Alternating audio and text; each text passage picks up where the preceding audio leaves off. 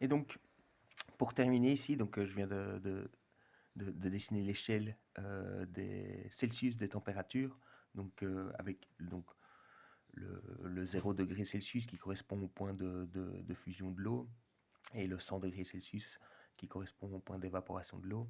Mais donc cette échelle, elle est complètement arbitraire. Déjà, pourquoi l'eau? Pourquoi pas l'hydrogène, par exemple? Enfin, donc elle est largement utilisée parce que historiquement, on a défini le degré, 1 degré, comme étant un centième de cet écart de température entre le point de fusion et le point d'évaporation. Mais donc l'échelle physique des températures, celle qui correspond, qui a un sens physique, qui correspond à une réalité microscopique, enfin, à une propriété microscopique mesurable, c'est l'échelle des températures en Kelvin. Et donc le 0 degré Kelvin, donc on met pas le petit, en général, conventionnellement, on met pas le petit, vous voyez, le petit rond en exposant ici. On indique simplement 0 Kelvin. Euh, et donc le 0 Kelvin, euh, ça correspond en réalité donc à moins 273,15 degrés Celsius. Donc il y a un écart en fait de 273 degrés Kelvin, donc de 273 degrés. 1 degré Kelvin égale 1 degré Celsius, c'est le même écart. Et donc ben ici on a 273,15 Kelvin qui correspondent à 0 degré. Et puis à 100 degrés, ben on aura 273,15 plus 100, c'est-à-dire 373,15 Kelvin pour la température d'évaporation de l'eau. C'est simplement une translation de 273 degrés. Et dernière chose, donc simplement en termes de lexique, quand on passe de l'état solide, donc ça c'est dans le syllabus de Monsieur Voland, à l'état liquide, et puis ensuite à l'état gazeux. Donc en fait, si on part de la température absolue nulle, tous les corps sont à l'état solide, c'est-à-dire qu'ils n'auront pas de vitesse. On voit qu'un gaz, il n'y a que de la vitesse. Donc s'il n'y a pas de vitesse, je veux dire, tous les corps sont en état solide à la température nulle, mais qui est une température théorique qu'on ne sait pas atteindre en pratique. D'ailleurs, je parle vite fait de ce livre, moi je pense que je l'ai lu, enfin, oui, en humanité, mais peut-être en réto, je ne sais plus, mais la recherche du zéro absolu, qui est vraiment, qui aborde la recherche oui, du zéro absolu, mais d'un point de vue oui, historique, dans une démarche historique. Je vous lis simplement la première phrase ici, pour mettre l'eau à la bouche. Mais donc les lois de la physique veulent que le zéro absolu de l'échelle de température, donc moins 273 en gros degrés Celsius, ne puisse pas être atteint. Il peut cependant être approché jusqu'à un certain point. Et vous voyez, par exemple, qu'on a réussi à liquéfier l'oxygène seulement enfin, à la fin du 19e siècle. Mais donc, en termes de vocabulaire, passer de l'état solide à l'état liquide, donc ça s'appelle une transformation de phase. Donc la matière existe en trois phases. Par exemple, l'eau a une phase solide, une phase liquide et une phase gazeuse. Et quand on fait passer l'eau de l'état solide à l'état liquide, ou de manière générale un corps de sa phase solide à sa phase liquide, ça s'appelle le processus donc de liquéfaction ou fusion. Les, les, les deux, les deux sont utilisés, liquéfaction, oui. Et pour quand il passe de sa phase liquide à l'état gazeux, il subit donc la transformation de phase qu'on appelle évaporation. Et à l'inverse, quand on le refroidit, quand on l'enlève de la chaleur, il va passer de l'état gazeux à l'état liquide. On appelle ça donc la, la condensation ou oui, la condensation.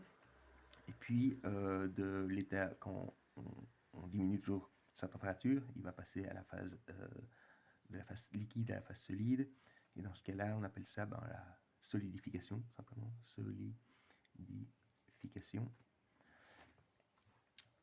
Et alors, dans certains cas, on peut passer éventuellement de la phase solide à directement la phase gazeuse. Et ce changement de phase s'appelle la sublimation. Par exemple, parfois on voit de la neige directement s'évaporer, mais c'est dû au... Ouais.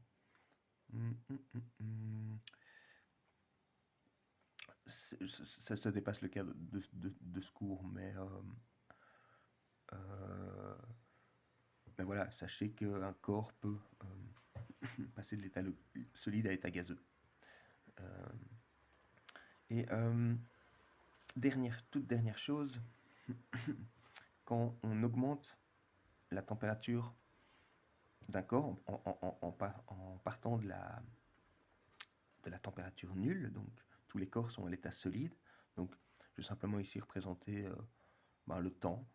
Donc on apporte de la chaleur, disons on chauffe un corps qui initialement est à la température théorique nulle, c'est-à-dire il est à l'état solide.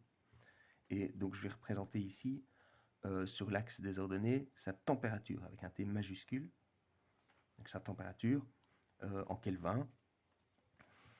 Et donc quand on lui apporte de la chaleur, donc imaginons qu'on a de la glace vraiment très très très très froide à moins 270 degrés, disons, on lui apporte de la chaleur et donc sa température va augmenter, c'est-à-dire que toute la chaleur qu'on apporte, elle va être apportée sous forme d'énergie cinétique, c'est-à-dire qu'on va augmenter la vitesse des molécules dans la glace, donc augmenter leur vibration.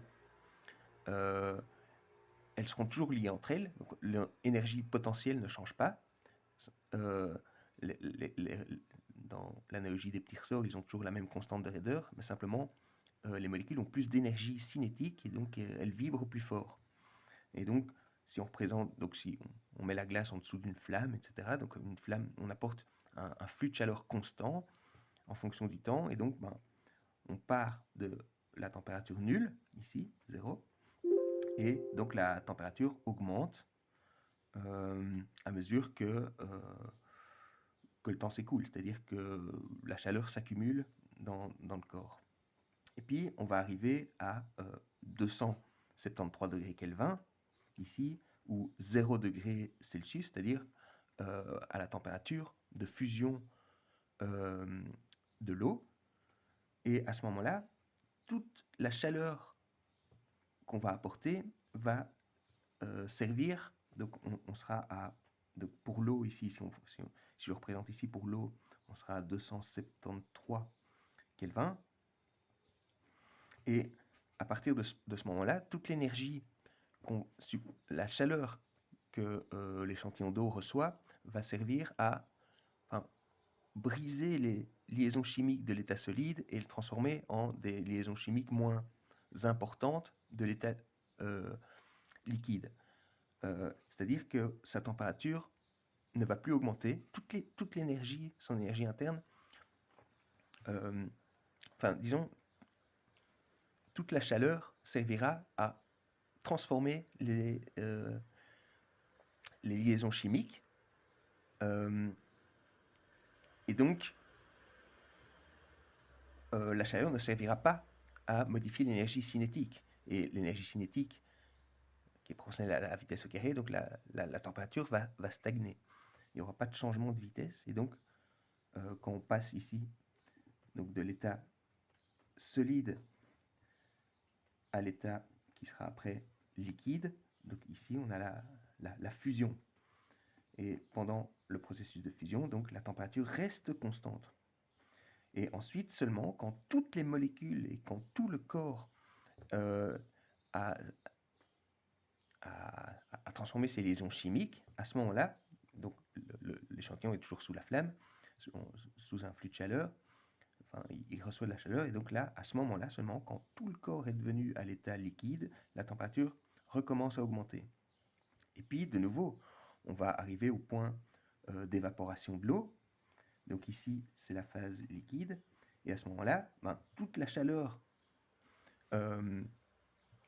qu'on apporte au corps va servir uniquement à, cette fois-ci, rompre carrément les liaisons chimiques, de manière à ce que, dans l'état gazeux, je vous rappelle, il y a uniquement de l'énergie cinétique.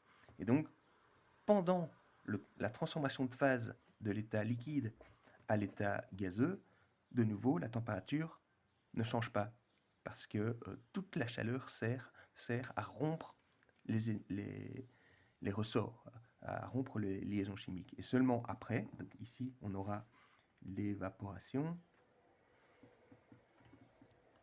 J'ai écrit très mal, mais donc c'est l'évaporation. Et seulement après, donc quand toutes les liaisons chimiques seront rompues, à ce moment-là, donc on entrera dans la phase gazeuse et la température continuera à augmenter jusqu'à l'infini, entre guillemets. Parce que les vitesses au carré ne peuvent pas être plus basses que 0. Par contre, il n'y a pas de limite. Enfin, si, il y a la limite de la vitesse de la lumière. Mais disons, voilà. Donc, la température va augmenter jusqu'à ce que les. Si on apporte continuellement de la chaleur, jusqu'à ce que les particules de matière atteignent la vitesse de la lumière, en gros. Il faudra de plus en plus.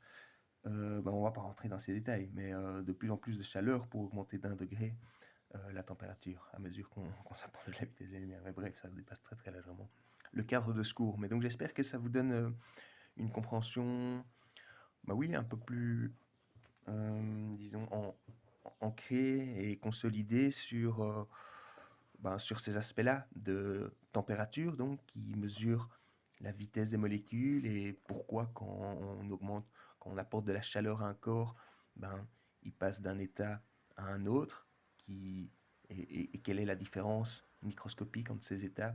J'espère que ces 2 vidéos vous auront aidé à avoir, oui, un sens physique un peu plus aigu euh, de ces aspects de la matière.